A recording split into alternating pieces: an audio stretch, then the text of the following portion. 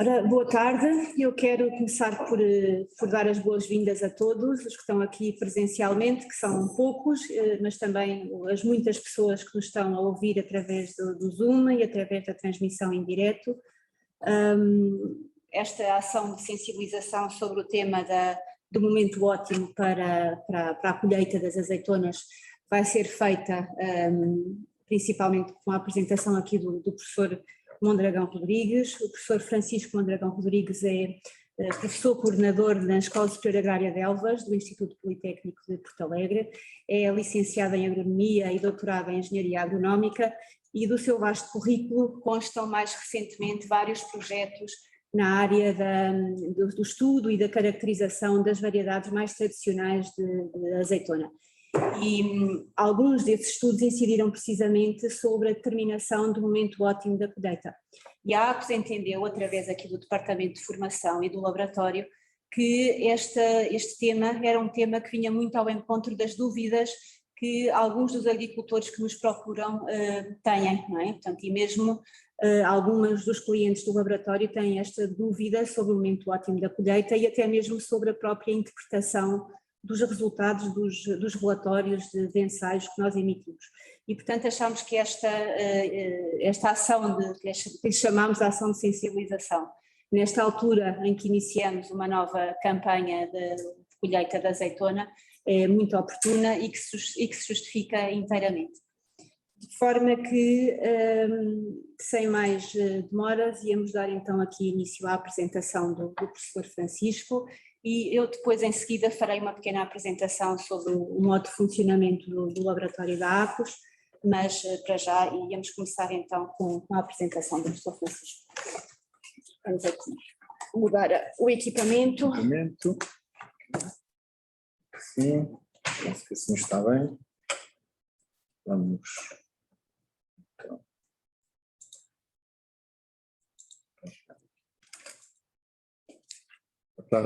Então, muito boa tarde a todos, aos presentes aqui na sala de formação das instalações da APOS e também a todos aqueles que nos estão a seguir através desta transmissão em Zoom. Eu começava por agradecer também à APOS pela oportunidade que nos dá de falar sobre esta questão tão importante para nós como é a determinação do momento ótimo para a colheita da azeitona. É uma preocupação nossa de fazer evoluir o setor olivícola e de melhorar as suas práticas culturais, uma vez que de facto este setor precisa de se profissionalizar e de evoluir naquilo que são os seus procedimentos. No curso de projetos anteriores que nós tivemos, em concreto um projeto que foi o projeto Óleo Valor, verificamos que através da melhoria de 2 ou 3 práticas culturais seria possível fazer aumentar a rentabilidade das explorações agrícolas e melhorar inclusivamente a qualidade dos azeites. Essas 3 práticas têm a ver com a realização da poda, a forma como é feita e a condução da árvore, a gestão de uma rega racional e também a colheita da azeitona no momento mais adequado. Antes de entrar propriamente naquilo que é a colheita, eu queria só chamar a atenção dos assistentes a esta palestra de alguns aspectos, em particular do ciclo anual da oliveira, e que tem a ver com, em alguns casos, com a sobreposição de algumas atividades dentro dos frutos e do comportamento da própria árvore. Obviamente aqui não vamos falar de todos eles, vamos falar daquilo que tem a ver com o crescimento, o desenvolvimento do fruto e a acumulação do azeite. Portanto, o olivicultor trabalha fundamentalmente para produzir azeitona, mas nós temos que evoluir e no futuro temos que produzir azeite, porque aquilo que interessa, na maior parte das situações, quando falamos em olival para azeite, é produzir azeite e não azeitona. Portanto, a preocupação vai ter que ser sempre o azeite e não tanto a azeitona. A azeitona desenvolve-se a partir da transformação da flor em fruto, portanto, a partir do vingamento, estamos a falar consoante as variedades dos anos agrícolas, mês de maio, início do mês de junho, e a partir daí a azeitona começa a crescer, numa primeira fase de forma lenta, e aquilo que cresce mais é o caroço esse que vai ficar duro, portanto vai-se dar o endurecimento do caroço, sensivelmente a meados de julho até final de julho e início de setembro. Mais uma vez, varia consoante a variedade e consoante o ano agrícola. É só a partir dessa fase em que, a fase 2 do crescimento do fruto, em que começa a acumular o azeite dentro da azeitona. Numa primeira fase acumula devagar, depois aumenta essa velocidade de acumulação do azeite, e a partir do momento em que a azeitona muda de cor, portanto começamos a entrar dentro da maturação, continuamos a aumentar a quantidade de azeite, mas começa a diminuir essa velocidade de acumulação de azeite. E portanto são esses aspectos que nós temos que ter em consideração na questão da acumulação do azeite. Nós fazemos o acompanhamento da evolução da maturação da azeitona através de escalas fenológicas. Estamos a utilizar uma escala que se chama a escala da BCH e nós trabalhamos através de grandes capítulos. Eu apresento aqui só dois, o capítulo 7 e o capítulo 8, que tem a ver com o desenvolvimento do fruto e com a maturação do fruto. Eu mais à frente vou falar no BBCH 80 e, portanto, tem a ver com um estado de maturação da azeitona que é no BBCH 80, no estado fenológico BBCH 80, e quando o fruto passa de verde para verde claro, e portanto é a partir deste momento que nós temos que começar a acompanhar a acumulação de azeite, tentar perceber então quando é que é o melhor momento para colher essa azeitona. Quando a azeitona começa a entrar no processo de maturação, portanto, a partir do tal estado fenológico BBCH 80, a primeira coisa que nós vemos exteriormente é uma mudança de cor da pele da azeitona, portanto da epiderme da azeitona. A azeitona passa de um verde intenso para um verde amarelo, portanto diminui a intensidade do verde e começam a aparecer pigmentos amarelados. Okay? Essa é a primeira mudança. Acontece na maior parte das variedades durante o mês de setembro, umas mais no final da primeira quinzena de setembro, outras mais no final do mês de setembro, consoante as variedades e a localização dos anos agrícolas, mas ao mesmo tempo que se dá essa mudança da cor, a própria polpa, também verificamos uma alteração da composição da polpa. Em termos de umidade e, fundamentalmente, em termos de quantidade de azeite e da composição desse azeite em termos de ácido dos gotos. E também muito importante, entre muitas outras substâncias, que não vamos falar aqui hoje, em termos de polifenóis ou substâncias fenólicas. Os polifenóis, hoje não vamos, digamos que, debruçar-nos com pormenor nesta questão, mas os polifenóis são muito importantes para valorizar o azeite, não têm sido, digamos, tomados em consideração, mas, enfim, a curto ou médio prazo terá que haver essa preocupação para conseguirmos valorizar ainda mais os azeites das variedades tradicionais portuguesas, é a questão dos polifenóis. São substâncias que existem em muitos frutos, não só na azeitona, mas essas substâncias são muito importantes, primeiro, para ajudar a conservar os azeites. Quanto maior for o teor de polifenóis, maior será o poder de conservação dos azeites e, portanto, mais resistentes serão à oxidação os azeites e, portanto, guardarão as suas qualidades durante mais tempo em prateleira. E, por outro lado, os polifenóis está cientificamente comprovado, são benéficos para a saúde humana a muitos níveis, em termos de atraso daquilo que é a oxidação e o envelhecimento das células e também na prevenção de alguns tipos de cancro. Portanto, será de todo o interesse no futuro, de facto, olharmos para a questão dos polifenóis. Portanto, nós devemos acompanhar a evolução da maturação da azeitona para poder colher no momento certo. Isto para quê? Para ter o máximo de quantidade de azeite e para ter o azeite de melhor qualidade. Portanto, não é só quantidade, é também qualidade. Os olivais, obviamente, estão implantados aqui no Alentejo em muitas situações, em grandes propriedades. Essas grandes propriedades abarcam manchas de solos diferenciados, portanto, como vocês estão a ver, isto são imagens que eu tirei com um drone na zona de Moura o ano passado, portanto, são olivais com algumas centenas de hectares, e na imagem do lado direito do ecrã veem que há diferentes manchas que têm a ver com o relevo do terreno, a exposição e inclinação, e, portanto, obviamente, o comportamento das árvores vai ser também ligeiramente diferente. Portanto, diferentes manchas de solos, com diferentes características físicas e químicas, e, por outro lado, A exposição mais a norte ou virado para sul, no cimo dos cabeços ou em zonas de baixa, vai fazer com que as plantas se comportem de forma diferente, mesmo sendo a mesma variedade. Portanto, nós quando vamos fazer esse acompanhamento da maturação da azeitona, não a podemos fazer obviamente numa oliveira ou em 2 oliveiras junto à estrada ou junto ao caminho onde passamos com a carrinha de caixa aberta, tem que ser pelo olival, em diferentes locais, de maneira a apanhar toda essa heterogeneidade que existe dentro do nosso olival. Eu costumo dar sempre o exemplo da viticultura alentejana. Eu sou professor na Escola Agrária de Elvas de olivicultura e também de viticultura.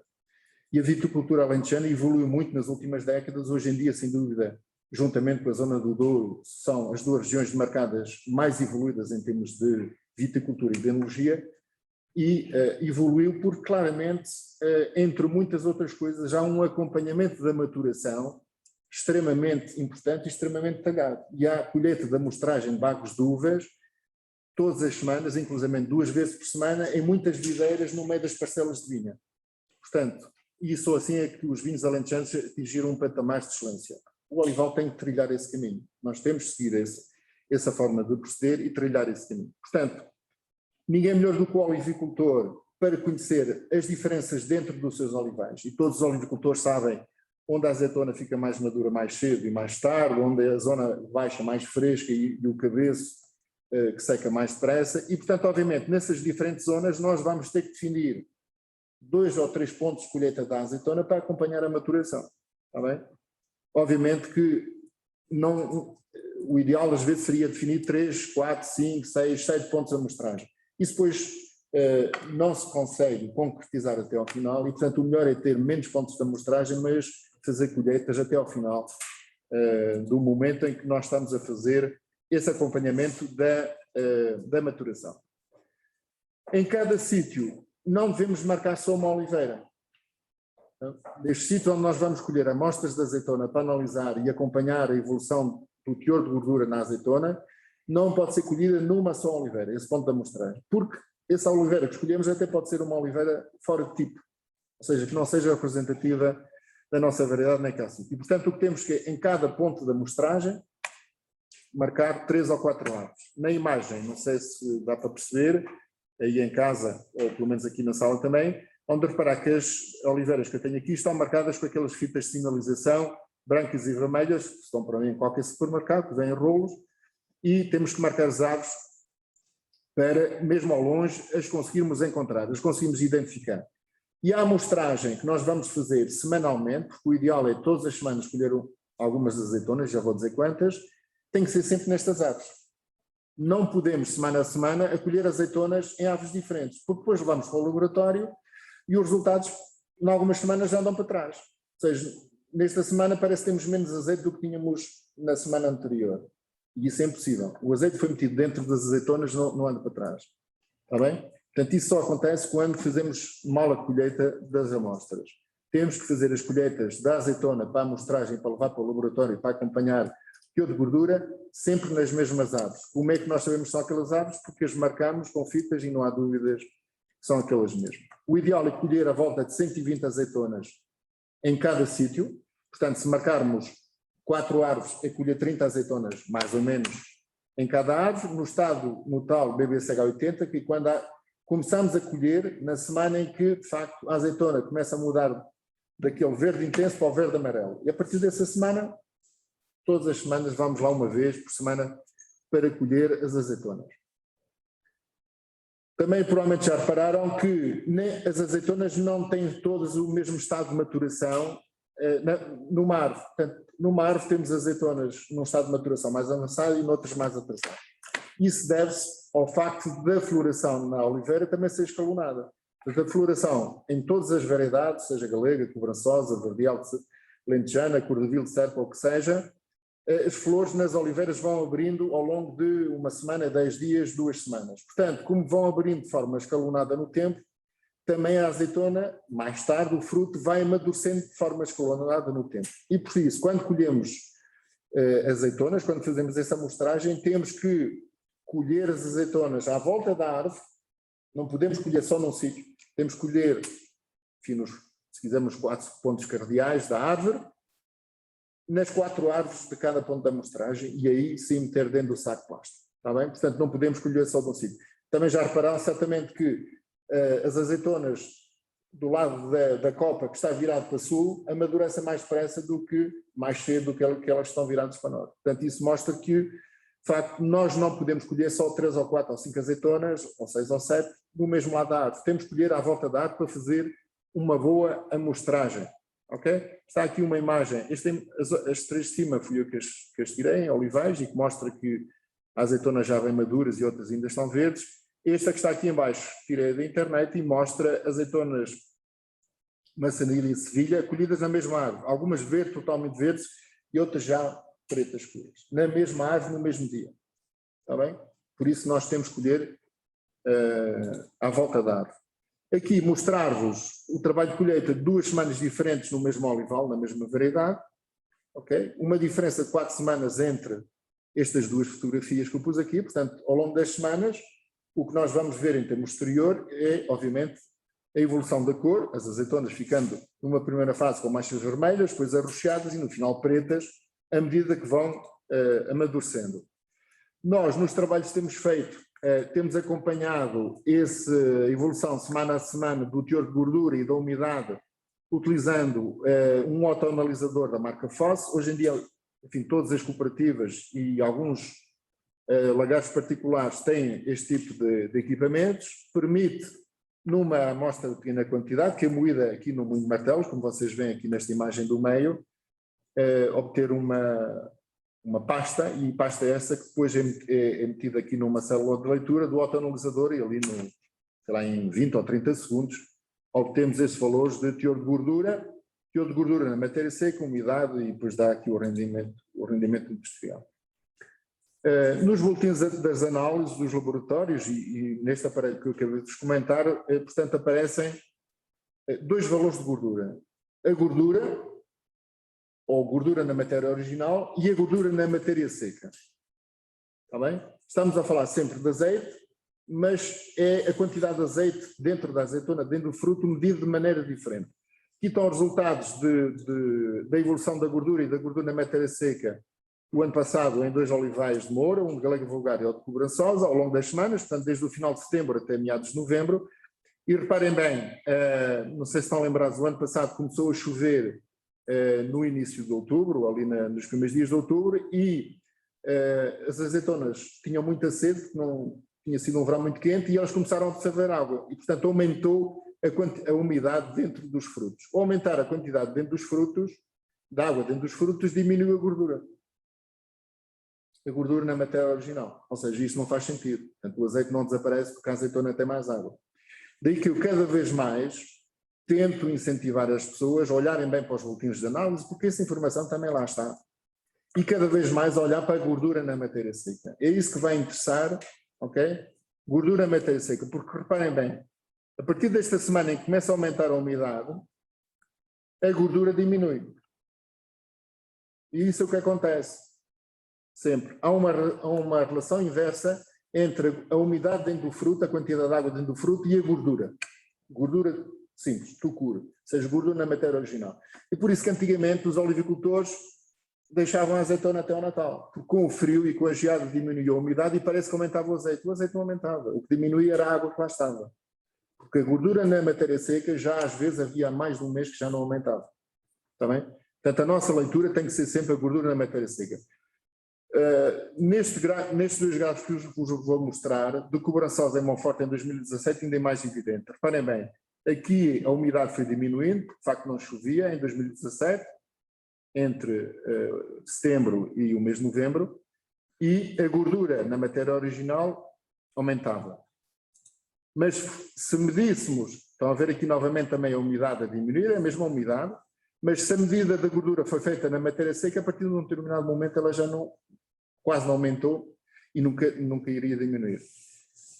A partir do momento em que a azeitona não mete mais azeite lá dentro, a azeitona não está a fazer nada na árvore. Só corremos risco em ela lá continuar.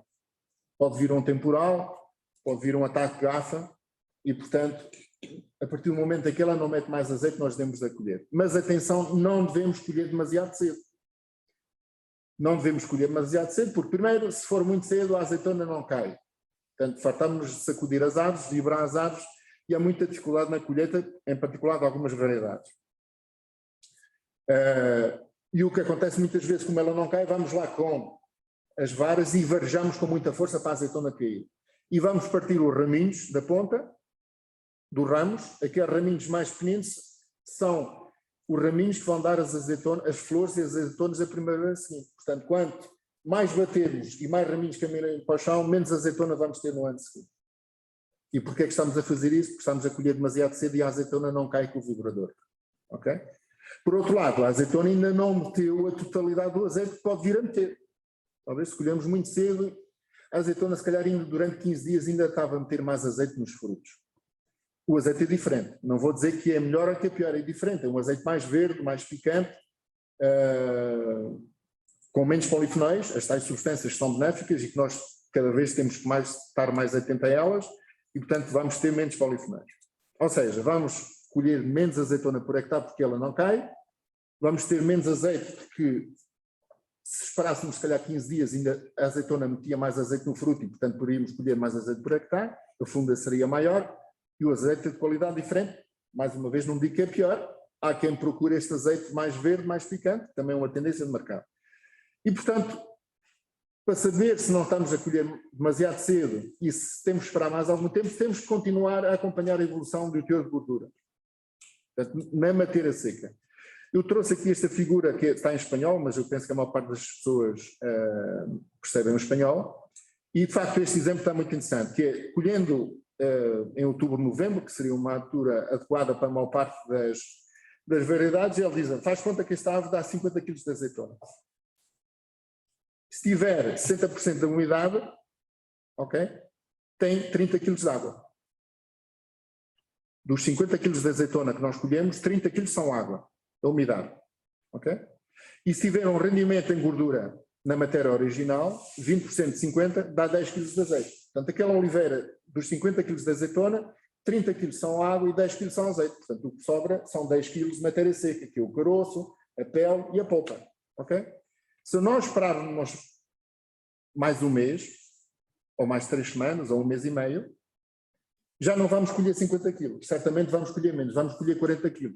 Alguma até, se calhar, a azeitona caiu para o chão, mas a maior parte da azeitona o que fez foi perder água com o frio. Porque à medida que começa a fazer frio e começa a haver geadas, a azeitona, e já toda a gente viu, perde umidade, até fica mais engelhada. Ao perder a umidade, fica com um teor de umidade de 50%, portanto, em vez de ter 30 kg de água, já só temos 20 kg de água. E parece que o rendimento em gordura aumentou, já está em 25%, gordura na matéria original. Tanto medida como se media antigamente, e como ainda muita gente olha, que é o rendimento em gordura, percentagem do curo. 25% de 40 kg dá novamente os 10 kg. Ou seja, há um mês e meio, os 10 kg de azeite já lá estavam. Portanto, nós tivemos mês e meio com a azeitona na árvore e a azeitona não estava a fazer nada. Estava aqui para o chão, estava a ser atacada por gafa e se calhar vem um temporal e cai a maior parte dela. Está bem? Portanto, não compensa colher demasiado carne. Não compensa.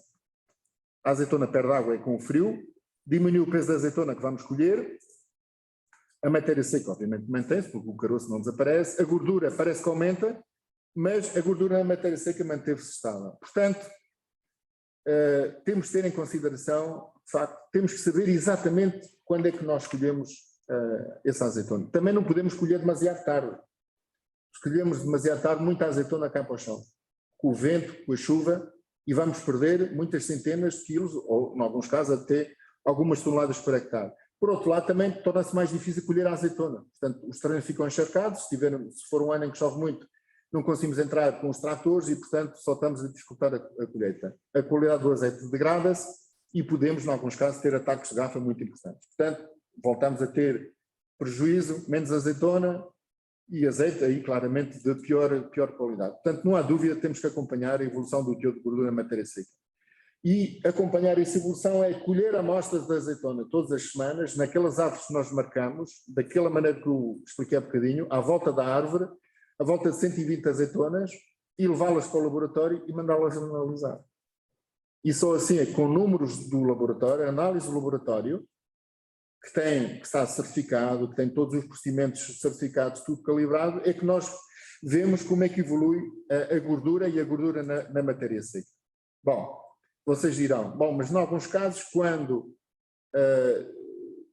se as análises tiverem que ser pagas pelo produtor todas as semanas, se tivermos muitos olivais com muitas variedades, isso acaba eventualmente por acarretar um custo económico muito elevado. Então o que é que nós fizemos? Nós também fomos acompanhando aquilo que chama o índice de maturação utilizando a metodologia GAEN ou o índice GAEN. Alguns olivicultores fazem isto, outros não, dizem que não acreditam neste método porque não funciona. Bom, não funciona se for mal feito. Isto parece muito complicado, mas depois, digamos que apanhando a rotina é relativamente fácil de fazer e todas as semanas nós fazemos isto em 15 ou 20 minutos em casa. As classes são estas que estão aqui definidas, portanto o índice de GAEN define 8 classes, do 0 até ao 7. O 0, a azeitona está ainda totalmente verde, que é esta cor que está aqui. Classe 1 é quando a pele começa a ficar o tom de verde-amarelo. E por aí fora. Portanto, estão aqui, não vou agora explicar com pormenor estas coisas. Mas a classe 7 é quando a pele está toda negra e se cortarmos a azeitona com uma faca, a polpa está negra até ao caroço. Está bem? Obviamente não devemos esperar que a azeitona fique assim para colher, porque a maior parte das vezes já a azeitona está no chão ou foi atacada por gafa e de facto não há interesse porque o azeite já acabou há muito tempo, já parou de se acumular. Tem que se aplicar esta fórmula, parece complicado, mas não é. Em apanhando o jeito, de facto, isto faz muito simples. É separar as azeitonas por classe, e isso consegue-se fazer facilmente, com algum treino.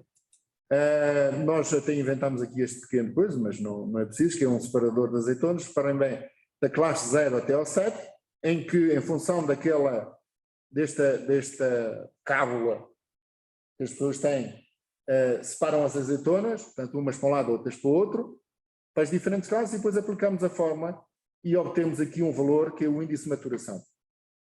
Nos livros, em todos os livros, em particular os espanhóis, que trabalham muito em olival, vem que a azeitona deve ser colhida quando o índice de maturação está entre 3,5 e 4.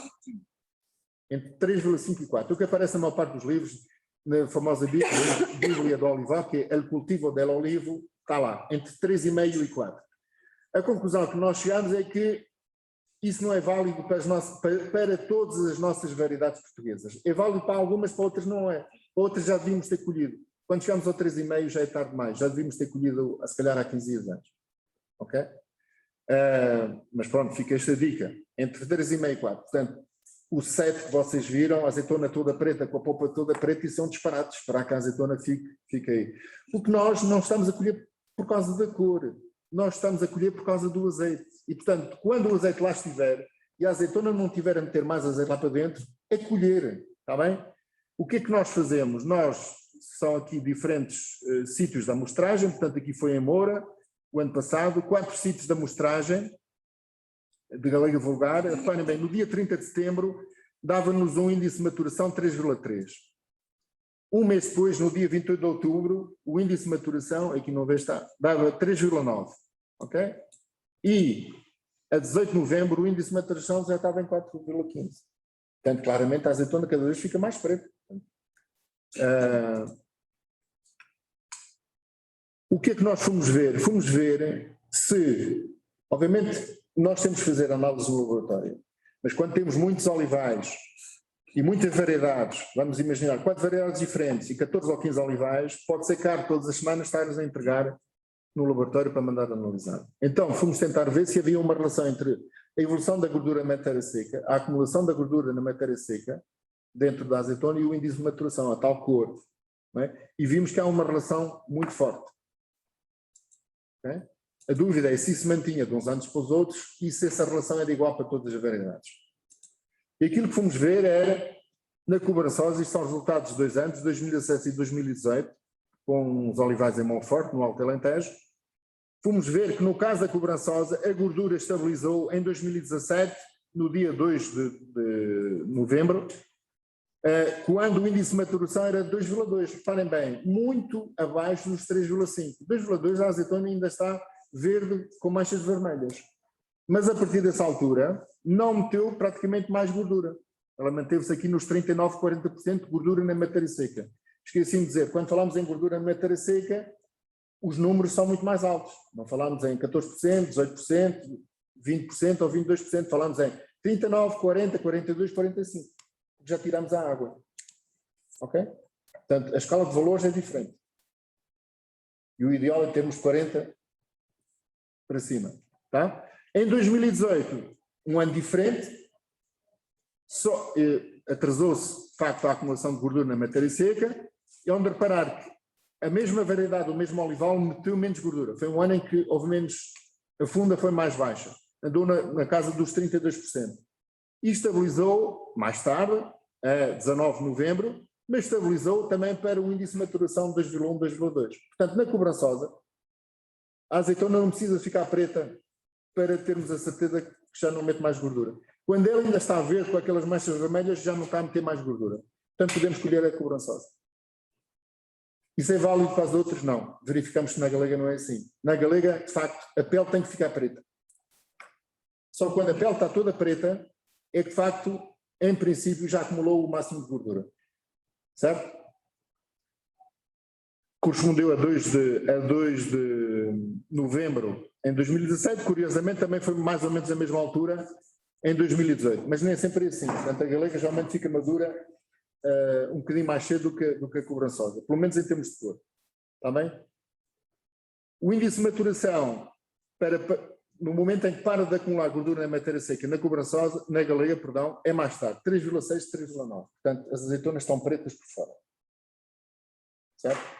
Portanto, este aspecto também é muito importante. Portanto, o índice de maturação, nós não temos a menor dúvida que funciona, só que o valor do índice de maturação para colher é diferente constante a variedade. Não pode ser 3,5 para todas as variedades portuguesas. Numas, na cobrançosa é 2,2, 2,1, 2,2, na galega vulgar é 3,6 até 3,9, consoante os anos e consoante os olivais. Tá? Portanto, mesmo para acabar, eu já me estendi aqui um bocadinho, mas é o normal. Temos que acompanhar a evolução da gordura na matéria seca através de análise ou, eventualmente, através do índice de maturação. Atenção, não pode ser só através do índice de maturação. Temos que fazer análise no laboratório. É fundamental termos números da gordura na matéria seca. Não é só pela cor da pele da azeitona. A cor da pele da azeitona pode nos dar uma indicação do que é que está a acontecer, em termos de acumulação da gordura na matéria seca. No boletim de análise, temos que olhar para a gordura na matéria seca. Mais do que para a gordura. A gordura, o valor da gordura, de uma semana para a outra, pode aumentar ou pode diminuir, em função da umidade que nós temos na azeitona. Se chover, as azeitonas absorvem água, as oliveiras absorvem água e a azeitona mete água. E ao meter água, aumenta a umidade dentro da azeitona e diminui a gordura. Mas a gordura na matéria seca não diminui. E, portanto, se a amostragem for bem feita nas mesmas árvores, da semana passada e da 15 dias atrás, teoricamente o valor de gordura na matéria seca não anda para trás. Pode ficar parado. Quando nós tivermos 2 semanas seguidas com o teor de gordura na matéria seca mais ou menos ao mesmo nível, temos que começar a colher. Isto quer dizer que a azeitona não mete mais gordura lá. Não vale a pena deixar lá a azeitona. E às vezes pode não estar ainda totalmente preta. Nós não estamos a colher a azeitona pela cor, nós estamos a colher a azeitona por causa do azeite. Ok? Portanto, é isso que nós temos de ter em consideração. Portanto, colher a azeitona a partir do momento em que, nos boletins de análise, a gordura na matéria seca estabiliza, não aumenta mais. Recebemos 2 boletins seguidos, 2 semanas seguidas, com o mesmo valor, mais ou menos, não há de ser igual, mas ali muito próximo da gordura na matéria seca, é porque em princípio não vai aumentar mais a gordura dentro da azeitona e, portanto, a azeitona não está a fazer lá nada na oliveira. Portanto, deixar aqui estes valores resultados dos nossos trabalhos. Na galega vulgar, a gordura na matéria seca estabiliza quando a azeitona está já com mais cor, 3,6, 3,9. A gordura na matéria seca na cobrançosa estabiliza geralmente para valores de cor da pele da azeitona verde, com aquelas manchas avermelhadas, portanto ainda bastante verde. Muito obrigado pela vossa atenção. Estou disponível depois, no final da sessão, para algumas perguntas que queiram fazer ou coisas que não perceberam bem ou que eventualmente me expliquei mal, responder às vossas dúvidas.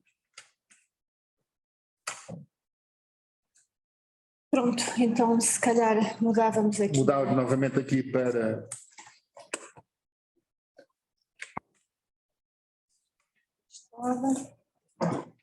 Eu acho que fazemos as perguntas, o espaço de perguntas depois no fim das duas apresentações.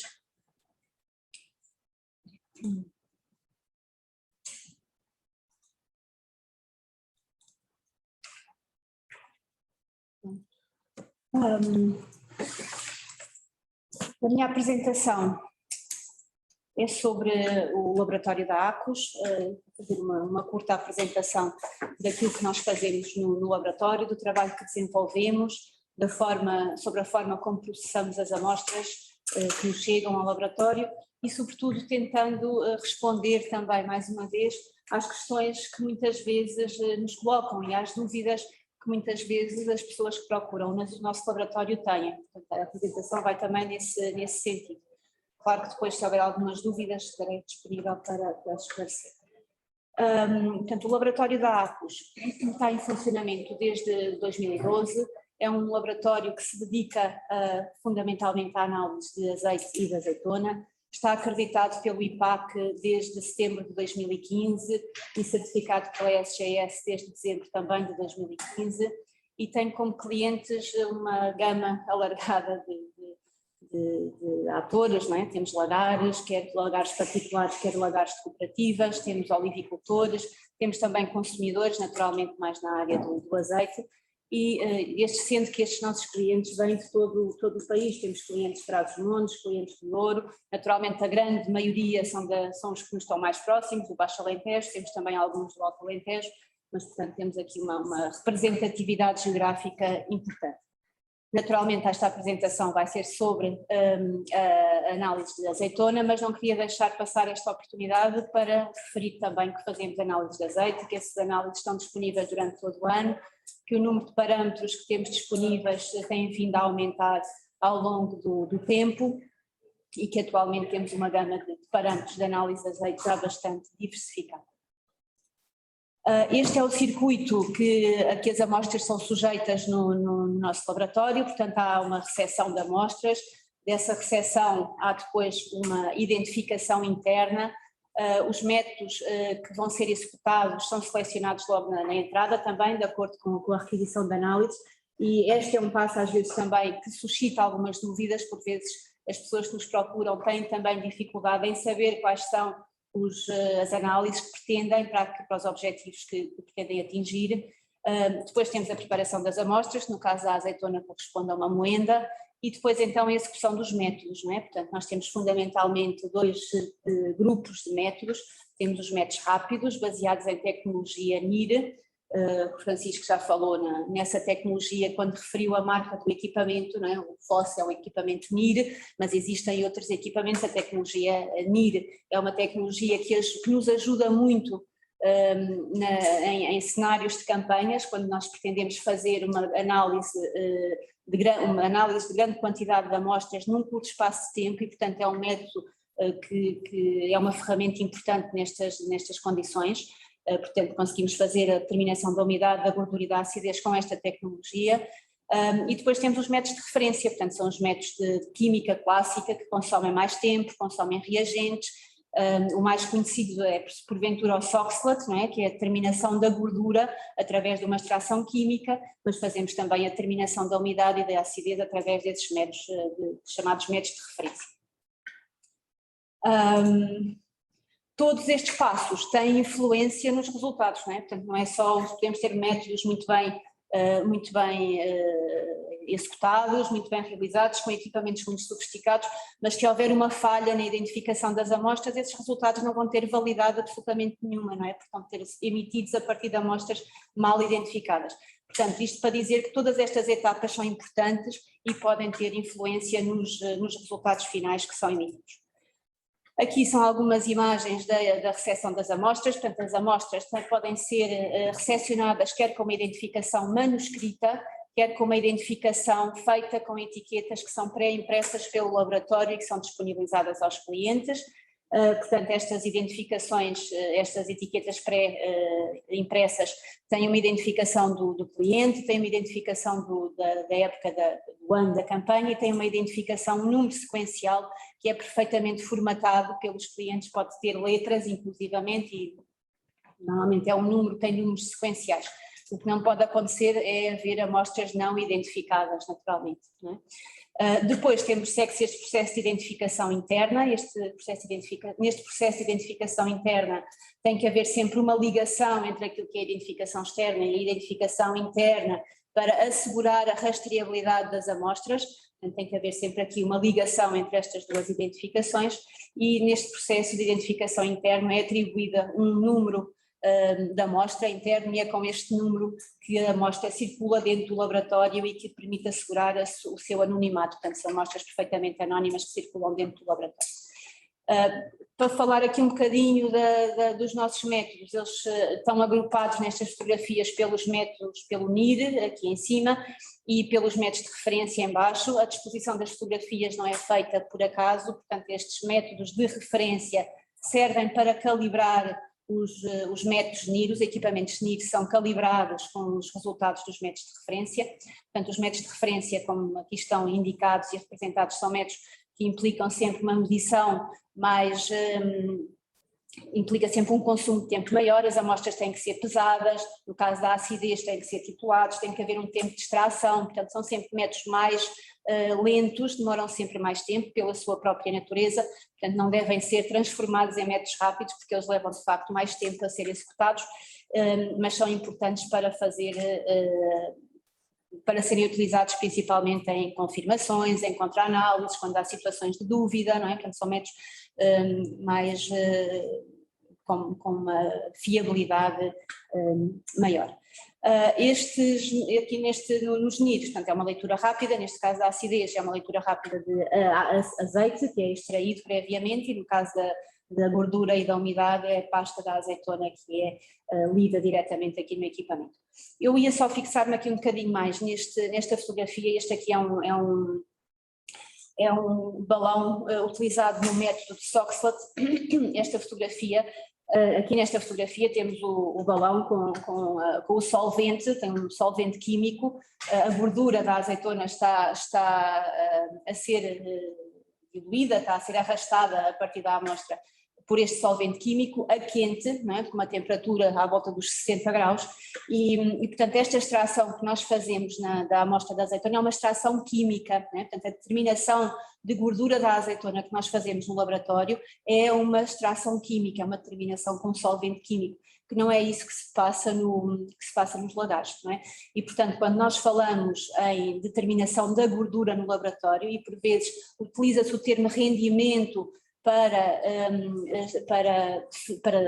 identificar essa fração de gordura que é extraída no laboratório, não deve ser confundida com o rendimento industrial que depois é extraído, que é depois obtido no lagar, não é? Portanto, estes dois termos atribuídos à determinação da gordura, que é o rendimento de laboratório e o rendimento industrial, não significam exatamente a mesma coisa, porque são extrações com métodos diferentes. Portanto, nós no laboratório extraímos quimicamente com solventes, e se quiserem podemos dizer que é uma gordura potencial. Nós no fundo lavamos entre aspas a nossa amostra com um solvente químico, mas toda essa gordura não vai ser possível extrair no lagar, porque no lagar só se recorre a um processo físico e a frio na grande maioria dos casos. E portanto há sempre aqui um valor que varia de lagar para lagar, que é o chamado, que as pessoas habitualmente dizem, ao rendimento industrial, e que no fundo é aquilo que não se consegue extrair através de uma extração física.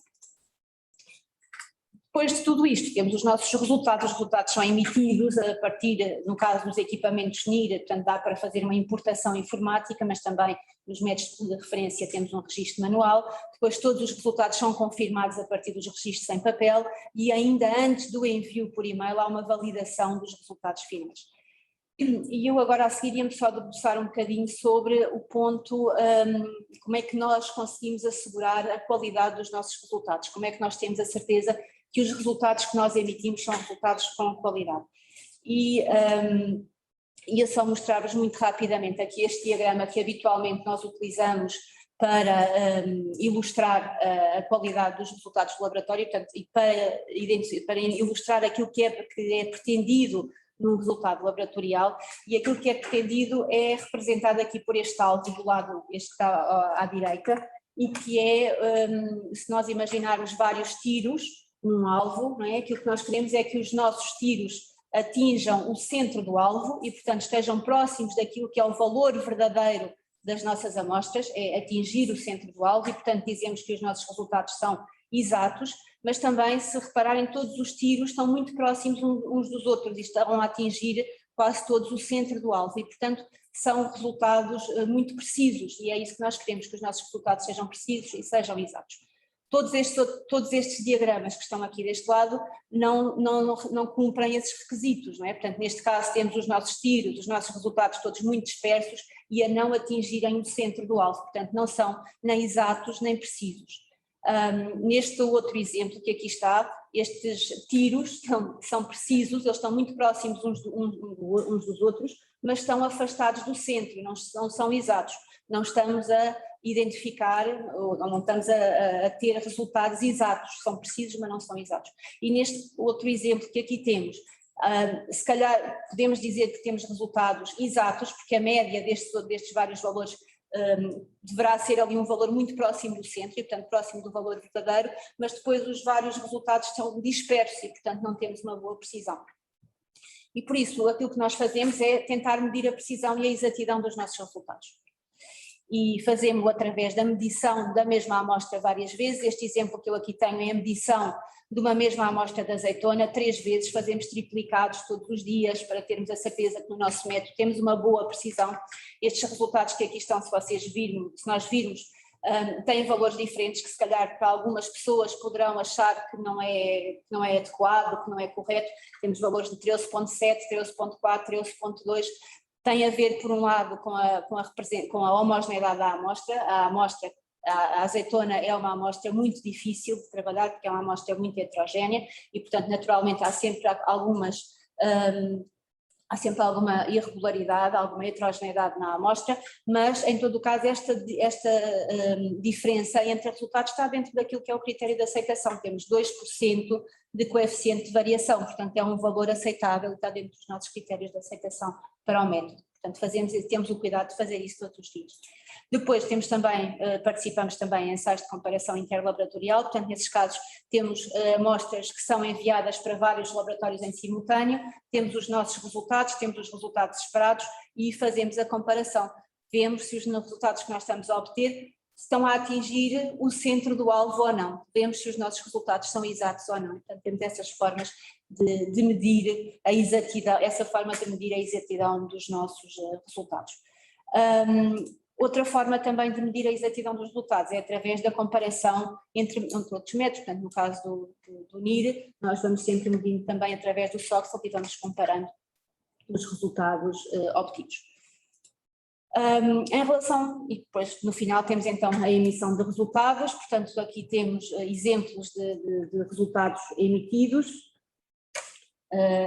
Neste exemplo que eu tenho aqui temos a acidez também, nestas amostras que habitualmente vêm para determinação do estado de maturação, não é necessário estar a fazer a acidez, estas amostras são já amostras que vêm de azeitonas entregues em lagares e portanto aqui já fazemos sempre a acidez, mas temos então aqui a gordura, temos a umidade e temos aqui o teor de gordura na matéria seca, que é feito a partir de um cálculo entre a gordura e a umidade, que essas sim são determinadas. Portanto, o parâmetro de gordura na matéria seca é um parâmetro calculado. Este outro exemplo que nós temos aqui em baixo já não tem a umidade, portanto será um relatório que poderá ser, tem aqui as duas variedades, a arbequina, a cobrançosa, duas variedades que foram analisadas, não tem aqui o valor da umidade, da acidez, e portanto tem os parâmetros que são necessários para avaliar o estado de maturação. Temos outro exemplo de relatório, normalmente utilizamos este outro modelo de relatório para apresentar os resultados dos métodos de referência, portanto do SOXAT, temos também aqui a gordura, a umidade e depois o valor calculado do teor de gordura na matéria seca. Portanto, é outra forma de apresentação, mas os parâmetros são precisamente os mesmos, não é? Pronto, e era isto que eu vos queria dizer. Não era aquilo que eu tinha preparado para dizer, estou inteiramente à disposição para algumas questões que possam surgir. As pessoas que estão aqui presencialmente podem colocar algumas questões e depois também através do chat poderão também colocar as questões que acharem oportunas. Estão-me a dizer que não há perguntas no chat, não sei se aqui na sala há algumas questões. Não? Senhora. Boa tarde. Eu queria perguntar qual seria, em média, o valor ideal para comer uma família de Tavira, sendo que é para conserva? Posso? Se calhar vamos já respondendo. Sim, passa que interessante, depois as pessoas animam-se. Pedia também para repetir a pergunta, porque Sim. se calhar lá em casa não conseguiram, ou quem está via Zoom, não conseguiu ouvir devidamente. Não sei se falando daqui o computador consegue apanhar mais ou menos. Mas eu posso pôr virar mais aqui, no está bem. computador. Eu pensava que o microfone. Não, se calhar não Sim. consegue fechar. E também pode-se fechar a apresentação, se precisar aí de... Não, em relação, portanto, a uma pergunta que foi posta por uma das pessoas que está a assistir a esta ação de sensibilização aqui na sala, pôs uma questão mais ligada à questão da azeitona de conserva e de uma variedade tradicional para a azeitona de conserva, que é a maçanilha de Tavira. Aqui não há propriamente grande preocupação com o teor de gordura. Na azeitona de conserva há duas coisas que são fundamentais para decidir o momento da colheita, que é o calibre, por um lado, e a cor da azeitona. A cor da azeitona, eu falei aqui do índice de maturação, este índice de maturação, este cálculo, está muito virado para nos dar indicação, fundamentalmente, em termos de, nesta ligação com a quantidade de azeite, também poderá ser para indicação da colheita da azeitona de conserva. Quem é que nos poderá indicar isso? Também não há um valor fixo na bibliografia, é quem nos vai comprar a azeitona. Em alguns casos concretos, podem querer que a azeitona esteja praticamente toda verde-amarela, não é? Que é geralmente quando se começa a colher a azeitona de conserva, logo ali no caso do índice de produção de GEM na classe 1, ou 1, qualquer coisa, abaixo de 2. Noutros casos, preferem que a azeitona esteja com um índice de maturação um bocadinho mais avançado. O teor de gordura aqui não interessa para nada. Dou o exemplo da azeitona de conserva de Elvas e Campo Maior, que é uma denominação de origem protegida. É típico nessa azeitona DOP, termos a chamada azeitona sarapintada, que é o quê? Que é umas azeitonas verdes, outras já com manchas vermelhas, inclusive algumas já com um tom assim um bocadinho preto. Portanto, encontramos azeitonas de diferentes cores dentro por exemplo, do próprio frasco. No caso concreto, quem comprar tem que dizer qual é a cor que quer. A partir do verde-amarelo, índice de maturação classe 1, tudo é possível. Ou mais cedo ou mais tarde. O teor de gordura aqui não tem muito coisa. O calibre poderá ser também importante e às vezes esperar um bocadinho mais para ter um bocadinho mais calibre, porque a azeitona continua ainda a engrossar e aumentar um bocadinho de tamanho nas primeiras fases em que vai mudando a cor. Continuam a haver questões aí no chat.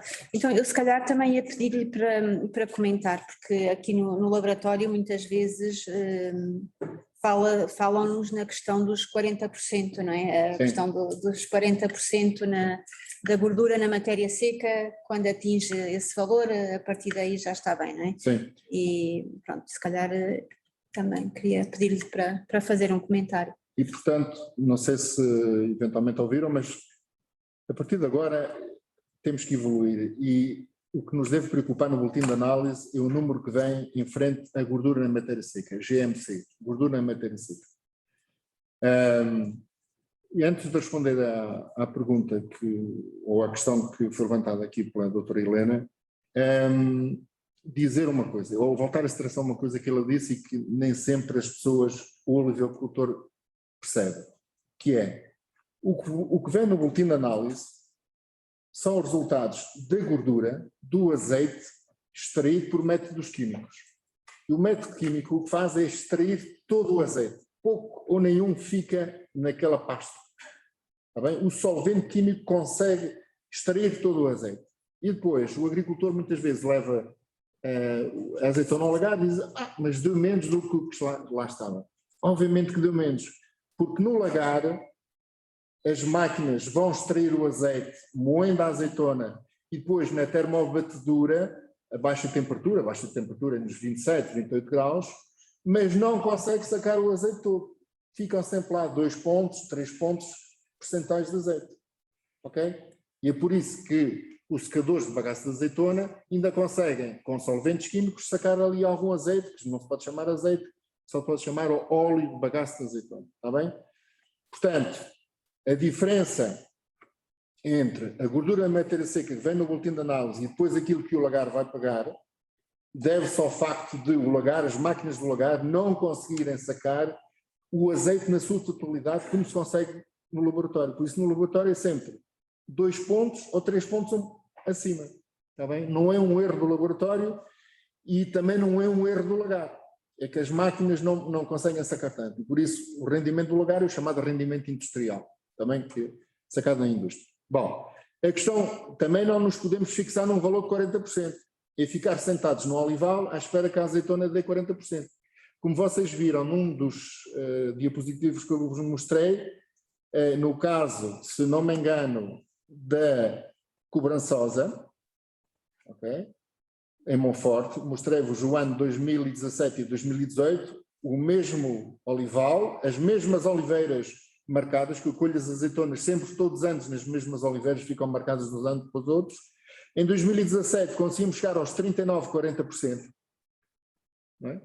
E em 2018, se calhar já não se lembram, mas foi um ano extremamente seco, só conseguiu chegar aos 32%. As mesmas oliveiras, obviamente não as mesmas azeitonas, porque não podem ser, mas o mesmo olival, no mesmo sítio, o mesmo olivicultor que regou e adubou exatamente da mesma maneira.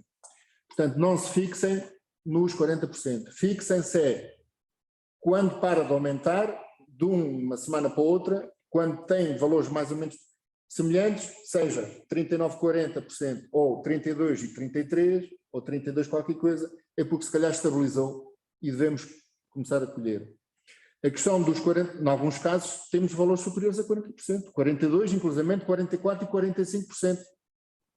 Em alguns anos, em alguns olivais, em algumas variedades. Eu tenho acompanhado também outras variedades, sem ser as tradicionais portuguesas, a arbequina, nesta exploração em Monforte, onde acompanho as cobrançosas e a vulgar, também há muitas arbequinas. 44%, 45% já vi lá várias vezes. Mas se calhar no ano a seguir tem 40%, valor máximo. Portanto, este valor que anda aí na boca dos olivicultores dos 40% não é uma meta, nem todos os anos todas as variedades conseguirão chegar aos 40%. Em alguns anos algumas passam dos 40%, e ótimo. Noutros anos ficam-se pelos 32%, 34% ou 36%. Está bem? Portanto, o 40% não é a Bíblia, não é... Obviamente, quanto mais elevado, melhor. E volto a dizer, temos que mudar esta mentalidade e passar de valores de gordura para valores de gordura à matéria seca. A escala é diferente. Quando falamos em valores de gordura, 14%, 15%, 16%, 18%, 20%, 22%. Já vi, por exemplo, blanquetas ali em Elvas com 24%, 25%. Quando falamos em gordura na matéria seca, que já descontamos a umidade da água, e é nesse valor que devemos falar, gordura na matéria seca, falamos em 32, 36, 40, 42, 44. Portanto, uma escala de valores mais elevados. Está bem? O ideal, atenção, o ideal acima de 40%, pois isso é que é o ideal. Mas nem todos os anos chegamos lá, nem todas as variedades chegam lá, nem todos os olivais chegam lá. Está bem? E não tem a ver, muitas vezes, atenção, não tem a ver com se a rega foi bem feita, a adubação foi bem feita, não, muitas vezes tem a ver com o ano agrícola. Há anos agrícolas, em termos de temperaturas, em termos de umidades do ar, em termos de stress hídrico, não permitem que a azeitona acumule tanta gordura como, por exemplo, acumulou no ano anterior. Isto não estou a ensinar nada aqui na Acres, certamente, e então no laboratório, certamente não, porque apercebem-se que nem todos os anos são iguais. Está bem? E recebem do mesmo agricultor as mesmas amostras, os mesmos olivais, e dizem, então, mas o ano passado deu este valor, pois deu, só que este ano o ano agrícola é diferente, e às vezes é diferente para toda a gente. Percebe-se que a funda é mais baixa naquele ano, para todos. Seja verdeal, seja galega, seja cobrançosa, é mais baixo para todos. O ano agrícola não permitiu. E já agora, se calhar, também em relação ao rendimento industrial, também vai variando ao longo da campanha, não é? Quando há, no início da campanha, com as azeitonas mais verdes, o rendimento industrial será mais alto, portanto há mais perdas, e à medida que as azeitonas vão amadurecendo, se vai diminuindo, não é? E também em relação às variedades. Exatamente. Essas O rendimento industrial depende de muita coisa. Já depende da afinação das máquinas, não é? Essa é a primeira. Depende do mestre lagareiro, da afinação das máquinas, mas depois depende da variedade, e em algumas variedades é possível sacar mais azeite com o mesmo decanter e com a mesma centrífuga, e passar 2 horas passa outra variedade, outra pasta no mesmo decanter e na mesma centrífuga e é o mesmo lagareiro e não consegue sacar tanta azeitona. Portanto, a polpa, a tal matéria seca, retém mais gordura. E ao longo da campanha, obviamente, que também varia um bocadinho. Regra geral, à medida que avança a campanha, que as azeitonas vão ficando cada vez mais maduras, é mais fácil extrair mais azeite. Okay? O rendimento industrial melhora. Portanto, os agricultores devem confiar nos valores dos laboratórios, porque os laboratórios hoje em dia são certificados, são controlados, são auditados, tá bem? Têm a obrigação de ter as máquinas calibradas, o pessoal treinado e formado, e, portanto, há uma elevada fiabilidade dos resultados que são dados. Porque é que às vezes os resultados não correspondem àquilo que nós pensamos que correspondem, porque o ano agrícola é diferente, as condições de desenvolvimento do fruto são diferentes, porque é que de uma semana para outra os valores às vezes não batem certo, porque nós fizemos a colheita da amostragem diferente. Se nós mandarmos 2 pessoas diferentes a colher azeitonas ou olival para depois mandar para o laboratório de Acos, se elas não colherem da mesma maneira, os resultados logo à partida vão ser diferentes. Porque um se calhar baixou-se da carrinha, abriu a porta, desceu da carrinha e apanhou a amostra toda de uma só árvore, e o outro teve cuidado de parar a carrinha e andar lá pelo meio do olival e colher entre 3 ou 4 ou 5 oliveiras. Portanto, esse colheu em várias árvores tem uma amostra mais representativa do seu olival. O outro colheu só de uma árvore, está ali à beira da estrada. Aldrabou a questão. E, portanto, depois, quando se colher a azeitona do olival todo, não vai dar nem de perto nem de longe aqueles valores. Portanto, nós temos de ser cada vez mais profissionais na olivicultura, fazer aquilo que fazem os viticultores e as adegas. Cada vez mais a amostragem é feita com muito cuidado, todas as semanas fazem análise às diferentes castas, à medida que as uvas vão ficando mais maduras, chegam a fazer 2 amostragens por semana. Eu aqui já nem vou a esse pormenor, porque então já era, nem os laboratórios davam vazão a tantas amostras, mas nós temos que ser cada vez mais profissionais para ter a certeza que estamos a colher um momento ótimo, está bem? Eu há bocadinho esqueci-me de dizer uma coisa, que uma vez já me chamaram a atenção numa apresentação dessas. Há uma questão que nas provas profissionais de azeite não se dá valor nenhum, que é a cor do azeite. Por isso mesmo, não sei se já viram uma prova de azeite feita por profissionais, os copos são azuis. Para quê? Para o provador não ver a cor do azeite, não ver se é mais amarelo, se é mais verde, não ver a cor, ou seja, o valor, a nota que ele vai dar, a classificação que ele vai dar àquela amostra de azeite não pode ser influenciada pela cor. Isto é para os provadores profissionais e para a classificação do azeite de forma profissional. Nos consumidores, ou às vezes determinadas empresas, dão algum valor à cor do azeite, está bem? Hoje em dia a tendência dos azeites é serem cada vez mais verdes. Ora, seja, cada vez mais verdes é porque foram colhidos mais cedo, está bem? Colhidos mais cedo, a azeitona está mais verde e está menos preta. A azeitona mais verde tem uns pigmentos, digamos, tem umas tintas na pele que chamam clorofilas, que são verdes. Portanto, quando esmagamos a azeitona, dentro do azeite vão desses pigmentos e por isso o azeite fica mais verde. Ok? À medida que a azeitona vai ficando mais preta, a pele da azeitona fica com menos tinta verde, menos pigmentos verdes, menos clorofilas e vai ficando com mais carotenos e mais antocianinas, que são outras tintas, outros pigmentos, e que vão dar uma cor diferente à pele da azeitona, mas também vão passar para o azeite e vão dar uma cor diferente ao azeite, e por isso os azeites colhidos mais tarde tem um tom mais amarelado. Ok? E para além disso, como também mudam outras substâncias que estão dentro da azeitona, e em particular também os fenóis, os sabores vão ser diferentes. Portanto, inicialmente mais amargos, à medida que vamos avançando na maturação, mais doces. Está bem? Mas isso não tem nada a ver com a quantidade de gordura. Eu aqui falei-vos, e a minha apresentação é para sacar o máximo de gordura.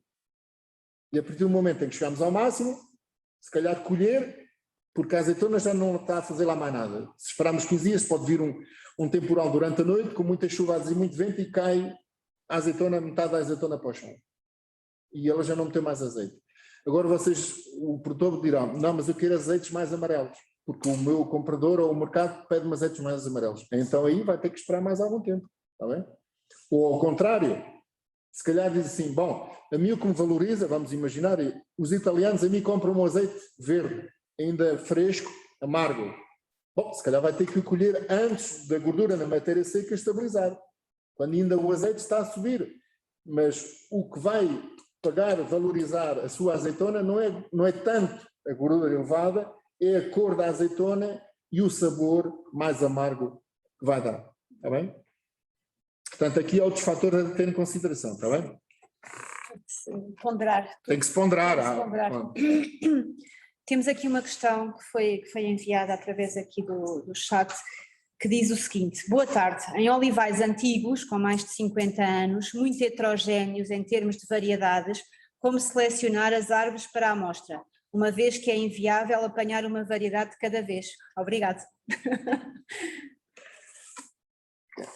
Uma boa pergunta. Isso é a pergunta do $1 milhão, não é? Quem souber responder... Pois, aí é complicado, porque isso é uma realidade que certamente tem este produtor, mas tem muitos outros produtores. Olivais tradicionais em que havia diferentes variedades no mesmo olival. Era uma prática que também existia nas vinhas de antigamente. Antigamente, na mesma linha de videiras, quando estavam em linhas, porque houve uma fase em que nem em linhas estavam, nós tínhamos na mesma vinha diferentes castas. Ok? Nós hoje não percebemos isso, mas os antigos eram muito inteligentes. Não tinham os ovos todos no mesmo cesto.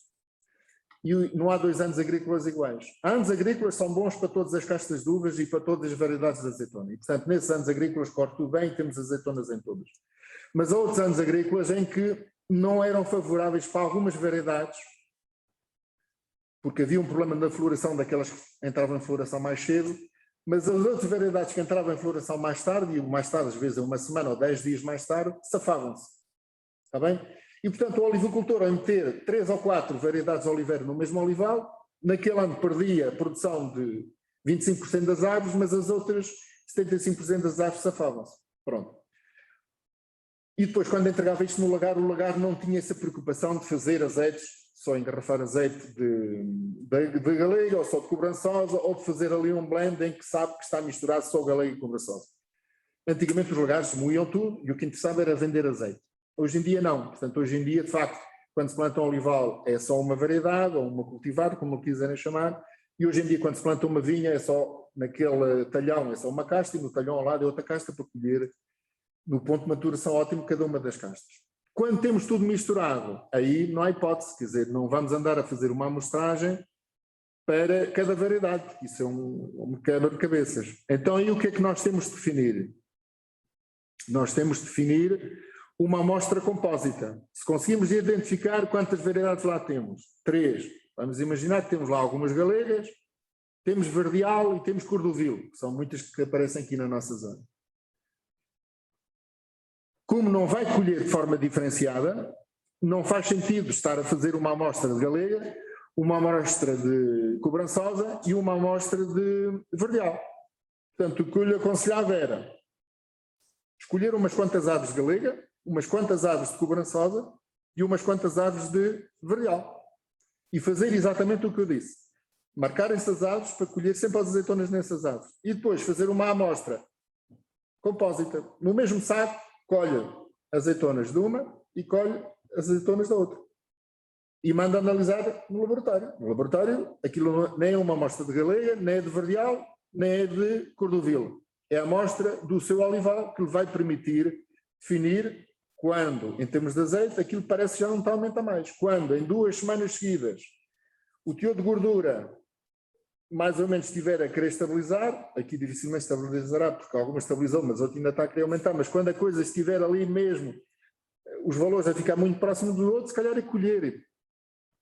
Numa, se calhar já está a colher com uma semana de atraso, noutra está a colher com uma semana mais cedo. Mas eu também percebo, quando vai lá tem que colher tudo, obviamente, porque se estiver a pagar uma empreitada, não pode ir lá colher três oliveiras galega, depois na semana a seguir vai colher 10 oliveiras Cordovil e passado um mês, porque essa vem mais tarde, vai colher lá a verdeal lá para o fim do mês que vem. Não pode ser, portanto. Aí a amostra tem que ser uma mistura das 3 ou 4 variedades que lá estão. Mas quando colher, tem que colher sempre das mesmas aves, por isso tem que as marcar com umas fitas para não ter dúvidas que são daquelas.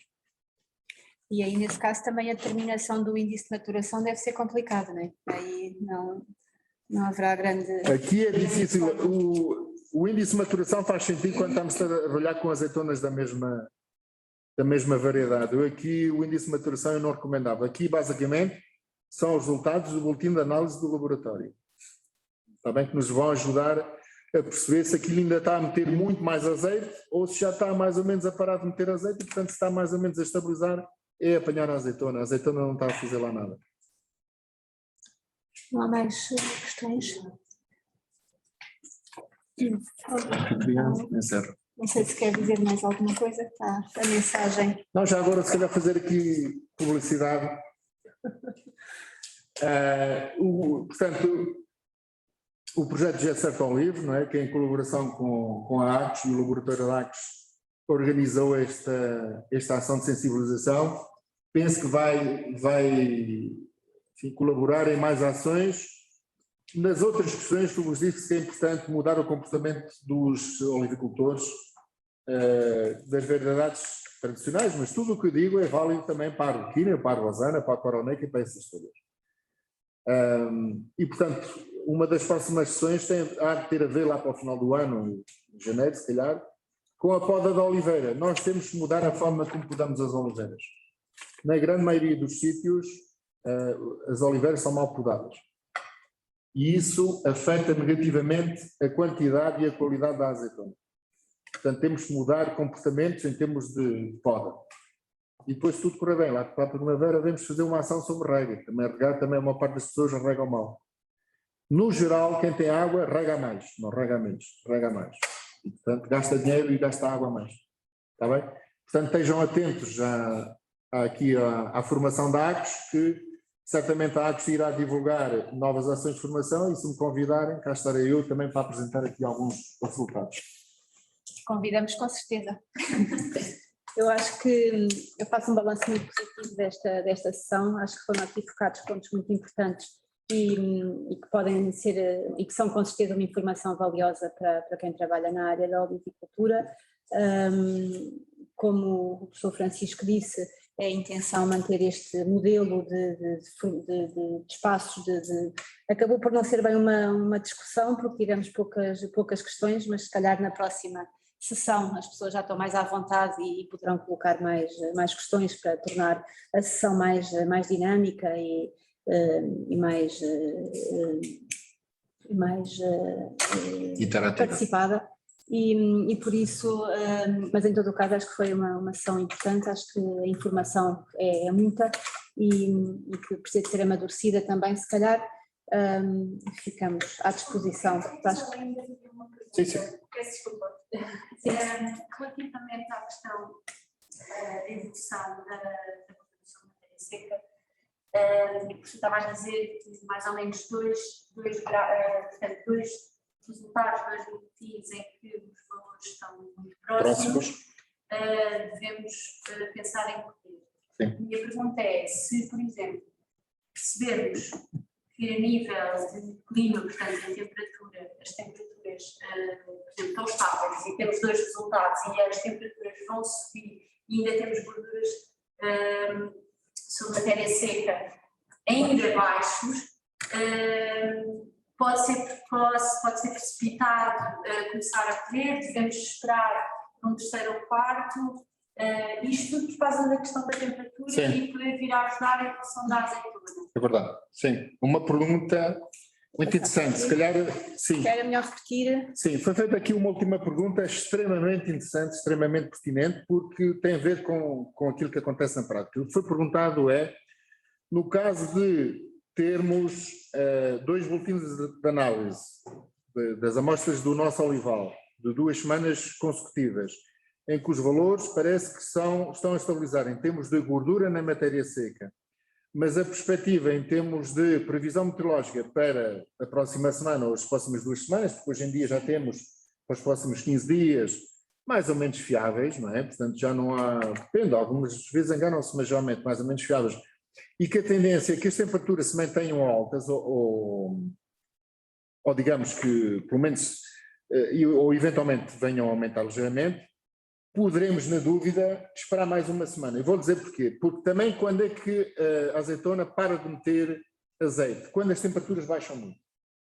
A partir do momento em que começa a fazer frio e a partir do momento em que as temperaturas médias ficam abaixo dos 10 graus, e quando todas as variedades começam a parar de meter gordura, azeite dentro do fruto, dentro da azeitona. E o ano passado, por acaso, isso não aconteceu. Nós apercebemos que quase no fim de novembro havia temperaturas médias de 24 graus, não sei se estão lembrados, já não sei, mas eu andava no campo e faltava-me transpirar em novembro, com 22, 24 graus, e as azeitonas por acaso ainda estavam a meter um bocadinho de gordura. E às vezes 1 ponto percentual ou 2 pontos percentuais, em 150 hectares, é muito azeite, não é? É muito azeite. Portanto, ainda bem que levantou essa questão muito prática, muito pertinente, é verdade. 2 resultados muito semelhantes, mas em que a previsão meteorológica e em que esses 2 resultados estão um bocadinho abaixo daquilo que nós estávamos à espera, em que nós achamos que aquelas oliveiras podem ter ainda mais gordura, porque em anos anteriores chegamos ao valor mais elevado e eventualmente podemos esperar mais uma semana se as temperaturas aumentarem. Mas se naquela terceira semana, para tirar as dúvidas, andar naqueles valores, não vale a pena estar à espera mais tempo. Não vale a pena estar à espera indefinidamente, porque podemos ter, as pessoas não fazem contas, a azeitona que perdem por queda. Mas, por exemplo, no olival intensivo temos o compasso mais usual, 7 por 5, temos 286 oliveiras por hectare. Se caírem 4 kg de azeitona por árvore, estamos a falar de quase 1.200 kg por hectare. Em 10 hectares, perdemos 12 toneladas. As pessoas nunca fizeram contas, mas então, é assim, se calhar temos menos 1 ponto percentual de gordura, mas entregamos mais 12 toneladas de azeitona. Estão a perceber? Portanto, é isso que nós também temos de ter em consideração. E muitas vezes temos 2, 3, 4 e 5 quilos de azeitona no chão debaixo de cada árvore. Vieram 2 ou 3 dias de muito vento e muita chuva. E não parece, e a pessoa não olha, porquê? Porque olha para a árvore e tem lá se calhar 20 ou 30 quilos. E não liga para os 3 quilos que tem no chão. Mas se multiplicar esses 3 quilos pelo número de oliveiras que tem por hectare e depois pelo número de hectares, são muitas toneladas que perdeu só por esperar mais uma semana ou 15 dias. E o seu conselho é tanto para um olival intensivo como para um olival super intensivo? Em termos gerais, sim. Se calhar era bom repetir a Sim. Perguntam-me se este conselho, esta orientação, se é válido para olivais intensivos e olivais em sebo ou super intensivos. Em termos gerais, sim. Embora os olivais em sebo é um bocadinho diferente. E aí também, geralmente, estamos a trabalhar com variedades diferentes. Okay? Sim, imaginando comparar uma arquina em sebo e uma arquina intensiva. Sim. Tendo em conta que a velocidade de colheita é diferente. É diferente. A questão é essa. Um ensepe, se calhar, também podemos esperar um bocadinho mais, porque podemos um bocadinho mais rápido. Sim, e porque se formos lá demasiado cedo, fica muita azeitona na árvore. Exatamente. Outra pergunta. Não sei se o professor alguma vez olhou para estes valores, mas, por exemplo, olivais de primeira colheita, ou mesmo de segunda, como não têm o historial, não é? Portanto, os valores também devemos com a sua experiência, acha que devemos antecipar a colheita, devemos atrasar um bocadinho? Tem algum raciocínio neste sentido? Ainda bem que interveio agora no fim, mas mais vale tarde do que nunca. Tocou aqui num aspecto importante, que é o histórico. As pessoas têm que guardar registros. As pessoas têm que ter um caderninho ou uma pasta com os registros dos anos anteriores, os boletins de análise dos anos anteriores. E lá ver o que aconteceu na campanha do ano passado, há 2 anos, há 3 anos. Só com o histórico, cada olival ou cada parcela, é que nós muitas vezes podemos decidir de maneira diferente. Se não tivermos base, não temos. Nos olivais de primeira ou de segunda colheita, de facto, não temos esse histórico. Não temos ideia qual é que é o potencial. Se não passa dos 35% de gordura na matéria seca, chega até aos 45%. Essa é a dúvida, não é? Aí o que devemos fazer é, mais uma vez, sempre fazer colheitas, fazer as amostras, acompanhar a evolução da gordura na matéria seca. Se calhar no primeiro ano esperar um bocadinho mais, a ver até onde é que ele para, onde é que ele estabiliza. 3 semanas seguidas com 39%.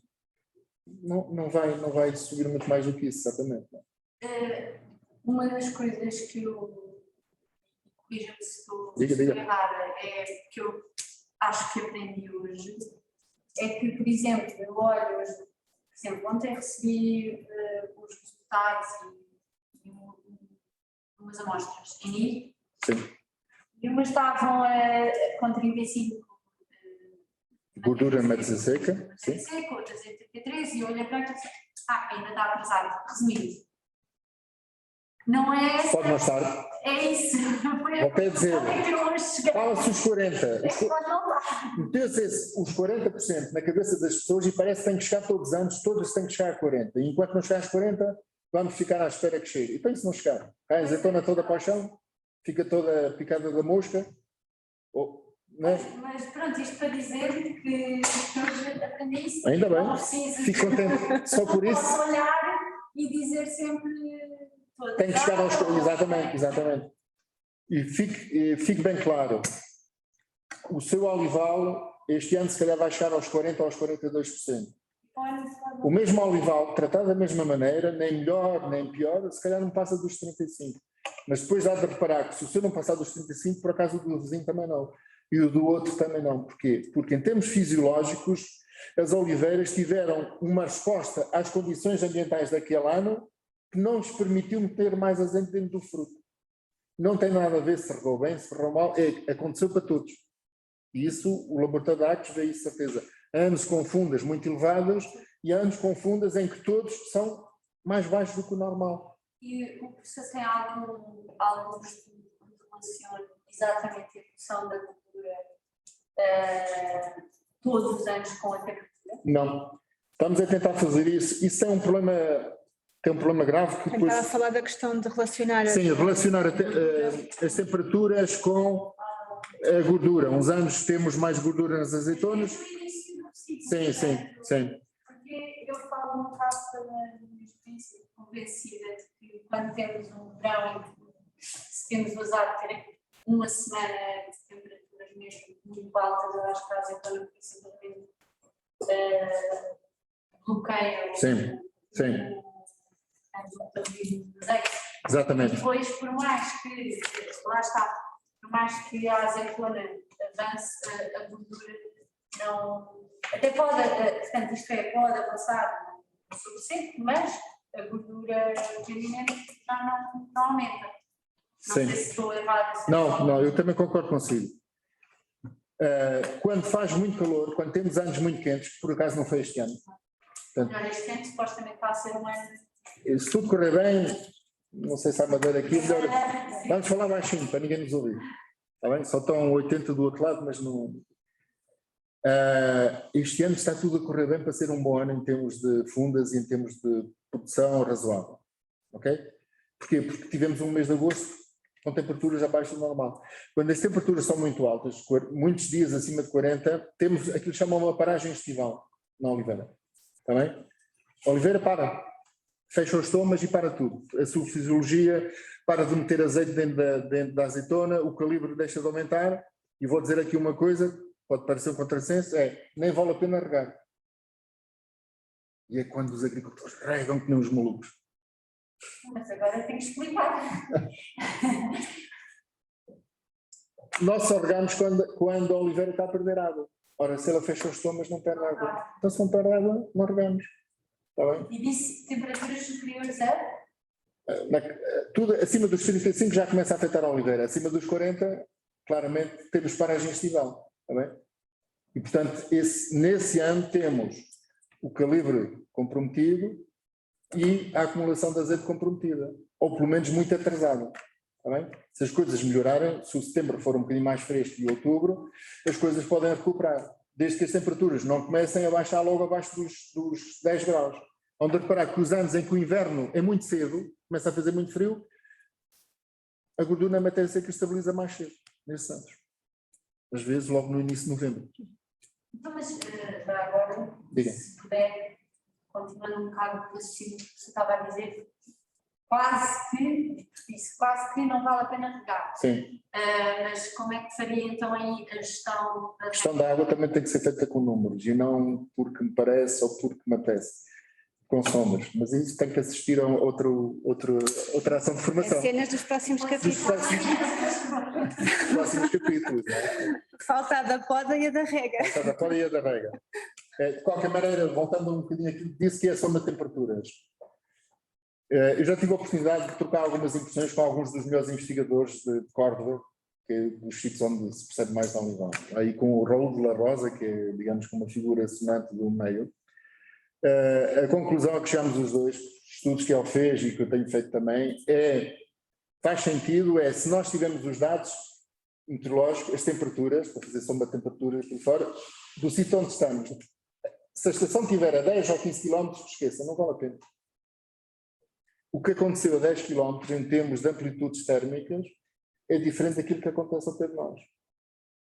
Portanto, ele diz, eu deixei de fazer estudos e publicar trabalhos com estações meteorológicas muito longe. Só publico trabalhos de olivais e de variedades em que tenho a estação meteorológica ali a 1 km ou a 500 metros ou por aí fora na estação. Portanto... De certa forma também é difícil um bocado, nós temos... Portanto, a nossa estação está a registrar determinada temperatura, mas nós estamos a tirar conclusões sobre uma temperatura que ocorre hoje com o rendimento que vamos ter daqui a X tempo. Porque aquilo que eu estou a dizer é quando eu acho, quando as temperaturas são muito altas, a nossa azeitona ainda não está em fase. Não, tem muito pouco azeite. Muito pouco azeite. Portanto, aí se calhar nem conseguimos. Não consegue extrapolar. Nem, por exemplo, volto novamente ao exemplo da vinha, que estão muito à frente de nós e de facto estão a trabalhar muito bem. Eles não conseguem saber o grau álcool à vendima. A única coisa que eles conseguem prever é fazer a estimativa de produção. E isso aí, as grandes empresas, o Esporão, a Herdade das Servas, já fazem estimativas de produção até bastante cedo. Porquê? Já conseguiram arranjar uma relação, que é o que eles chamam o fator de correção, entre o peso dos cachos ao fecho do cacho, o estado tecnológico fecho do cacho, e o peso do cacho à colheita, à maturação, num ano normal. Um ano normal é uma coisa difícil de acontecer, mas já tem isso. Portanto, já conseguem fazer estimativas de produção. Porquê? Porque eles precisam dessas estimativas de produção com pelo menos 2 meses de antecedência. Primeiro, por causa da logística do lugar, se tem que saber se tem que contratar mais pessoas para apanhar a mão e mais máquinas, e depois, o departamento de marketing, como vocês devem ter ideia, já vendeu 3 milhões de garrafas e me dando escolher as uvas. Okay? E tem que ter uma estimativa de produção mais ou menos ajustada.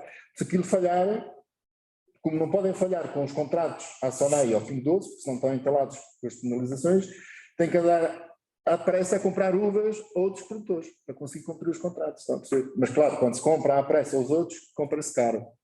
Os outros também sabem que nós estamos à rasca e, portanto, vão cobrar mais caro. Portanto, na vinha estão muito à frente de nós em muitas coisas. Nós devemos lá chegar no olival, está bem? Conseguir prever quanta gordura vamos ter daqui a 2 meses não se consegue. Sim, pronto, era só um bocadinho, era perceber realmente uma pessoa está em agosto, as temperaturas estão altíssimas, já pode prever que pode vir a ser um ano em que o rendimento... Tem que guardar esse histórico e comparar com anos anteriores, está bem? E fazer soma de temperaturas entre os diferentes estados. Portanto, se conseguir determinar o momento em que um dos momentos-chave na acumulação de azeite é o endurecimento do caroço, como eu disse. Quando é que sabemos que o caroço fica duro? É simples, com a nossa unha, tocamos na azeitona e cortamos a azeitona com a unha. A partir do dia em que a gente já não conseguir cortar, é porque o caroço está duro, é madeira, e a unha já não consegue cortar o caroço. A partir desse momento é quando o fruto começa a meter gordura. Portanto, por exemplo, podemos tentar fazer o quê? Fazer a soma de temperaturas, dia a dia, temperatura média menos 10 graus, ok? Temperatura base no olival é 10 graus. Isso é uma aula a seguir, não é esta aula. E fazer a soma de temperaturas, por exemplo, até ao estado de BSH 80, que é quando passa de verde para verde amarelo, portanto, está a ficar madura. E depois, nesse ano, fazer mais a soma de temperaturas até o momento em que estabilizou a gordura na matéria seca. Ficamos com esse dado.